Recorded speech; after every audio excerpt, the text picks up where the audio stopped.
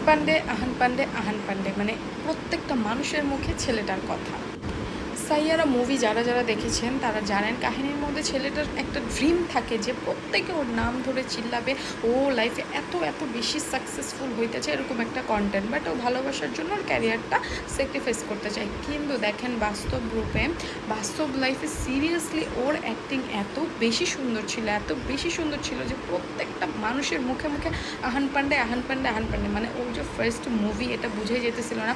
যারা যারা মুভিটা দেখেন না আমি রিকোয়েস্ট করবো তারা কাইন্ডলি মুভিটা দেখবেন। গল্পটা অনেক বেশি সাধারণ, মানে নর্মাল একটা গল্পকে এত সুন্দর করে স্ক্রিনে যে প্রেজেন্ট করতে পারা যায় এটা একটা মহেশ্বরী পারফেক্টলি মানে প্রমাণ দিয়ে দিছে।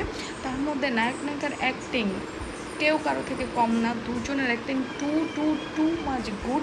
মানে এই মুভির জন্য তাদেরকে অ্যাওয়ার্ড দেওয়া উচিত তাদের অ্যাক্টিং স্কিলের জন্য। আর ছেলেটার প্রতি আমি তো ক্রাশ খেয়েছি, এত সুন্দর এত ড্যাশিং। ওর মানে ও কিন্তু প্রফেশনাল সিঙ্গার না, বাট ও যখন মাইক ধরে ধরে গাইতেছিল মনে হইতেছিল অ্যাজ এ প্রফেশনাল সিঙ্গার গান গাইতেছে।